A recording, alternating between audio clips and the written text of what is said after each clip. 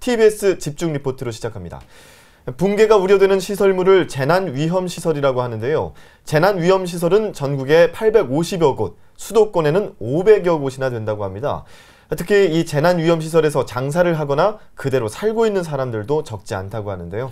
TBS 집중 리포트에서는 재난위험시설에서 아슬아슬한 동거를 하고 있는 상인과 주민들을 만나봤습니다.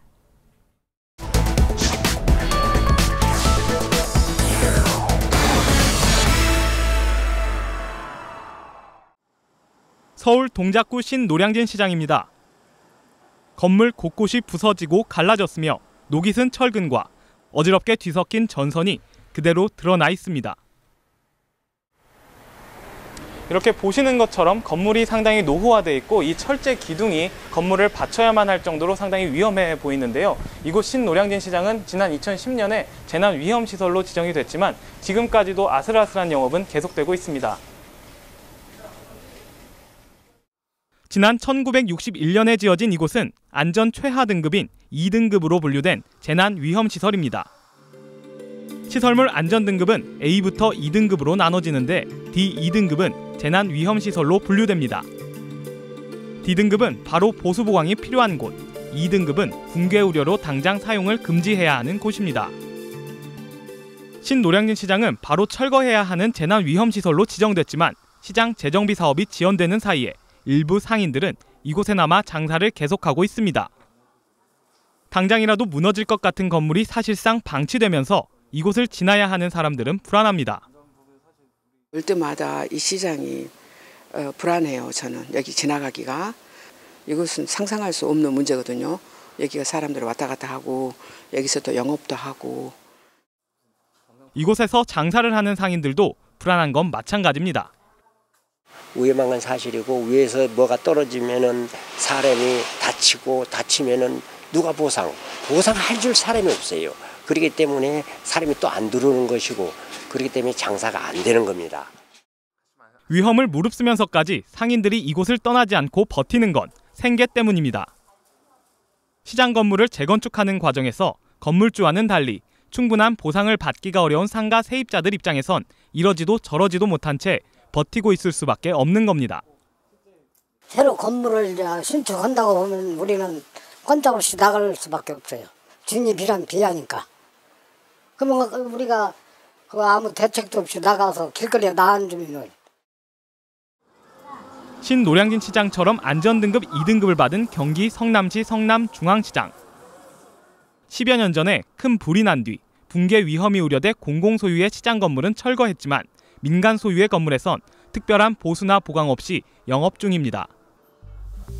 이처럼 위험천만한 상황 속에서 상인 또는 주민들의 아슬아슬한 동거가 이어지고 있는 D2등급의 재난위험시설은 전국 859개로 이 중 60%가 수도권에 몰려 있습니다. 이 위험시설물은 당사자인 소유주나 또 그런 문제가 아니고 이게 다른 사람들한테도 피해를 준단 말씀입니다. 이번에 또 일본의 그 지진 피해, 그 2등급, D등급은 그런 지진에 대해서 쉽게 무너질 수 있는 그런 위험성이 있습니다. 이처럼 재난위험시설이라는 시한폭탄이 곳곳에 도사리고 있지만 신노량진 시장과 같은 민간 위험시설은 정부나 지방자치단체가 철거하거나 보수 보강을 하기가 쉽지 않습니다. 전국의 재난위험시설 중 80%가 민간시설인데 민간시설의 경우 재산권과 생계를 이유로 버틸 경우엔 철거나 보수 보강을 강제하기가 현실적으로 어렵기 때문입니다. 자치단체장이 긴급 대피명령 등을 내릴 수도 있지만 이 역시 나가기를 거부하는 경우에는 강제할 수단이 마땅치 않습니다. 실제로 신노량진 시장의 경우 관할구청인 동작구가 긴급 대피명령을 내렸지만 상인들이 나가기를 거부하고 있어 당장의 안전조치만 이뤄질 뿐입니다.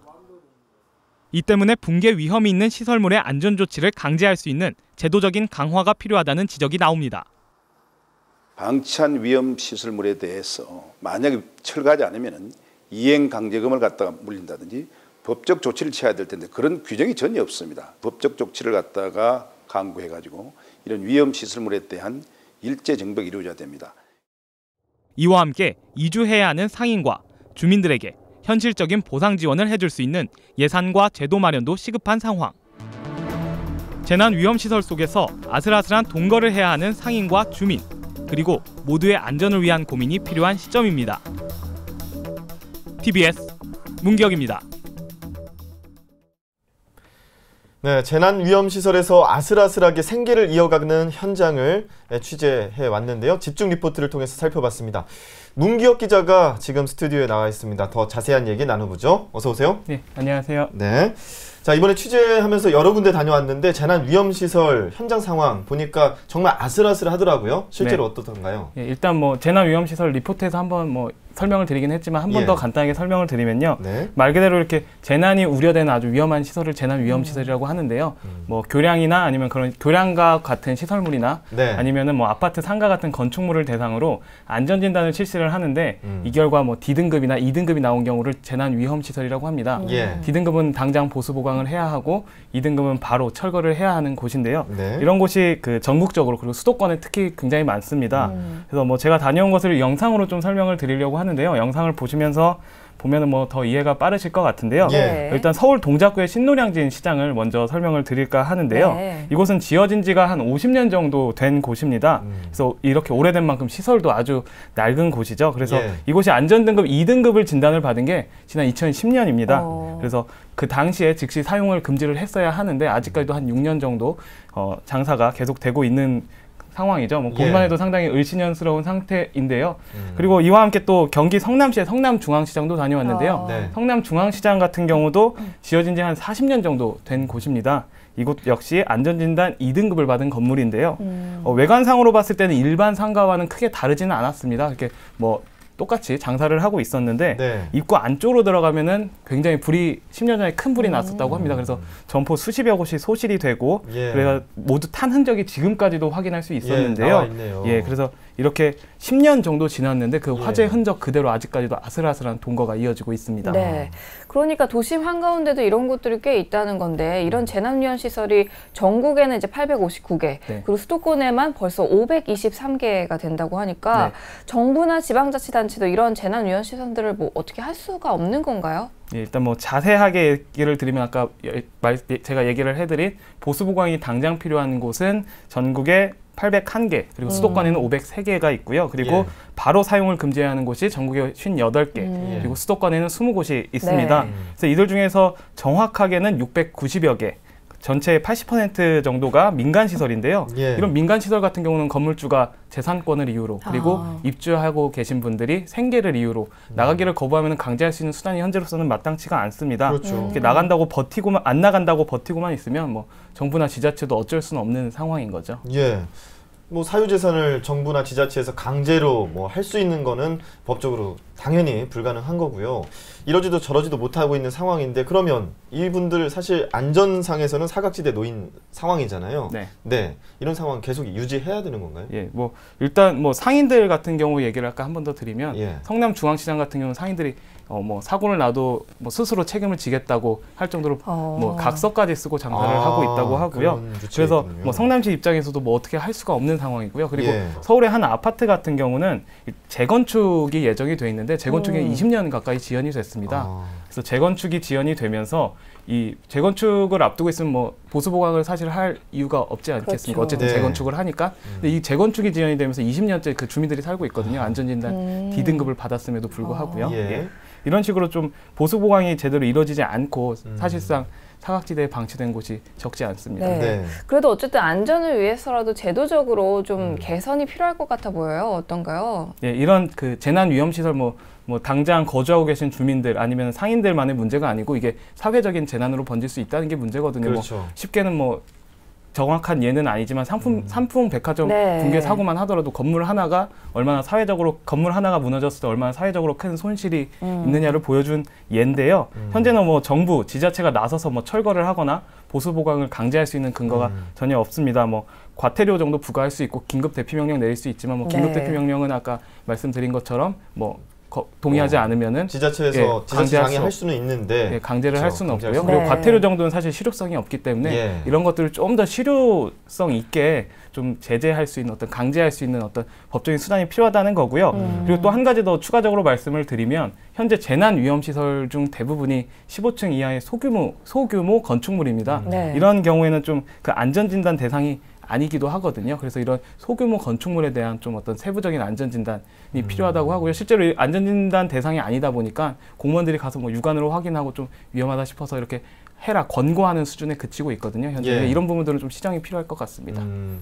말씀하신 것처럼 이 상인들이 각서까지 쓰면서 그러니까 뭐 생계가 유지가 돼야 되니까 뭐 안전보다는 우리는 생계다 이런 식으로 이제 장사를 하실 수밖에 없는 상황인 건데 뭐 사실 이거를 강제 철거를 한다고 하더라도 강제 이주 조치를 한다고 하더라도 상인들 입장에서는 또 장사를 할 수 있는 대체 부지, 대체 용지 같은 것들이 확보가 돼야 될 거 아니에요. 이런 것들에 대해서는 뭐 대책이 있나요?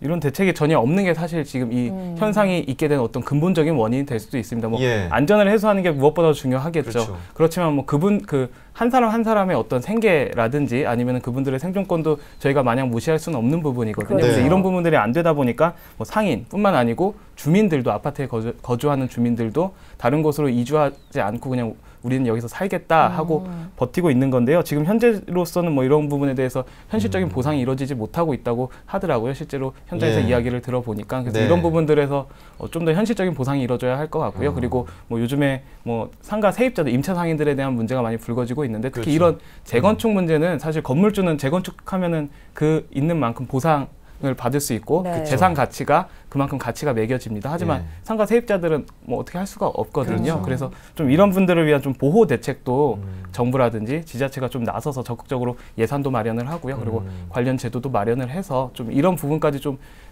심도 있게 좀 논의를 하고 좀 대책을 세울 필요가 있을 것 같습니다.